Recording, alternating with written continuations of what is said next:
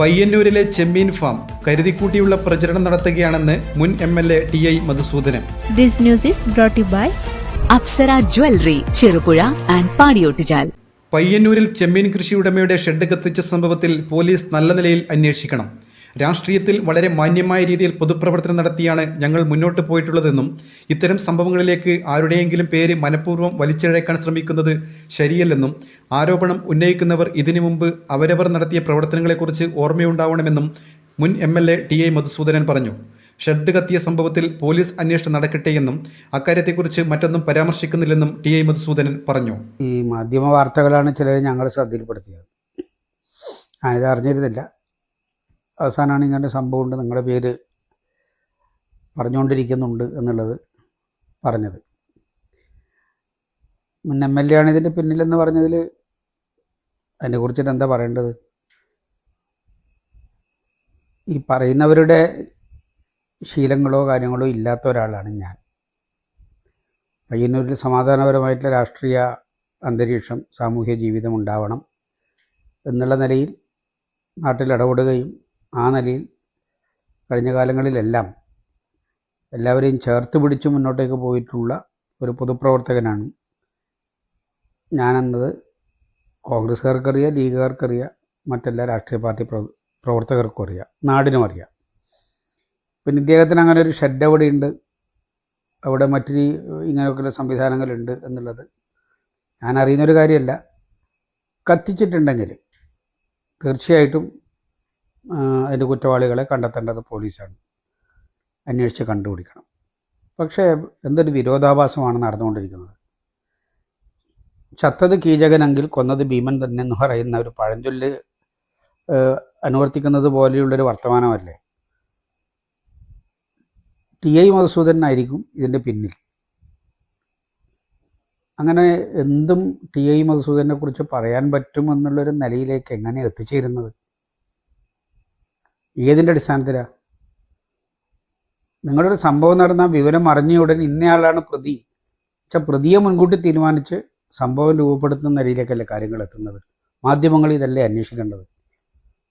എല്ലാ ദിവസവും അവിടെ ആൾ കിടക്കാറുണ്ട്. ഈ സംഭവം നടന്ന ദിവസം രാത്രി ആൾ കിടന്നിട്ടില്ല, കത്തുന്നു. സംശയങ്ങൾ എങ്ങനെയൊക്കെ പോകാം? ഞാൻ ആ സംശയങ്ങളൊന്നും ഇപ്പോൾ ഉന്നയിക്കുന്നില്ല. പോലീസ് കണ്ടെത്തട്ടെ, നാട്ടുകാർ സ്വാഭാവികമായിട്ട് അന്വേഷിക്കല്ലോ അന്ന് എങ്ങനെയൊക്കെയാണ് നടന്നിട്ടുള്ളത് എന്ന്.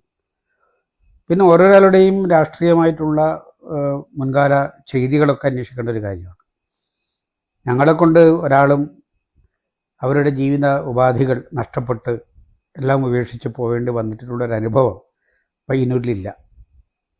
എന്നാൽ അത്തരം അനുഭവങ്ങൾ മറ്റുള്ളവർക്ക് നൽകിയിട്ടുള്ളവർ ഈ പറയുന്നവർ ഒക്കെയാണ് എന്നുള്ളത് ഒരു യാഥാർത്ഥ്യമാണ്. അതൊന്നും വിളിച്ചു പറഞ്ഞ് എന്തെങ്കിലും രീതിയിൽ ഈ ഒരു അന്തരീക്ഷത്തെ മറ്റു രീതിയിലേക്ക് മാറ്റിക്കൊണ്ടുപോകാനെന്ന് ഞങ്ങൾ ഉദ്ദേശിക്കുന്നില്ല.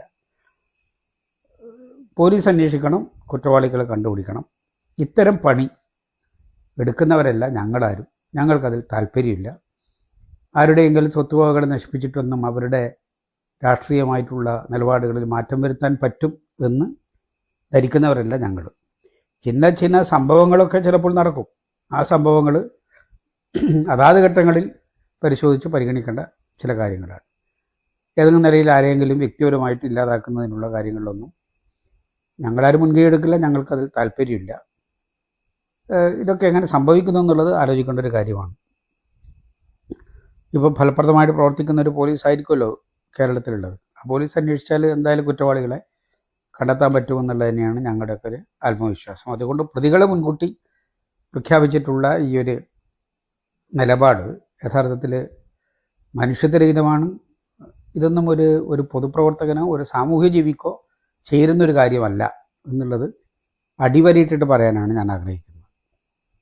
ഇങ്ങനെയൊന്നും ആരെയും താറടിച്ച് കാണിച്ചിട്ട് ഇല്ലാതാക്കാനും നോക്കണ്ട. കഴിഞ്ഞ 5 വർഷത്തിലധികമായി സാമ്പത്തിക ആരോപണങ്ങളൊക്കെ ഞങ്ങളുടെയൊക്കെ മേലെ ചാർത്തി അതിനെ രാഷ്ട്രീയമായിട്ട് ഉപയോഗിച്ചുകൊണ്ട് ഒരു മനുഷ്യൻ എത്രമാത്രം വേട്ടയാടാൻ പറ്റുമോ അതിൻ്റെ അങ്ങേ തലം വരെ വേട്ടയാടി ഒരു തെരഞ്ഞെടുപ്പിൽ വിജയമൊക്കെ നേടി അതിൻ്റെയൊക്കെ ആവേശത്തിലായിരിക്കും ഇരിക്കുന്നുണ്ടാവുക.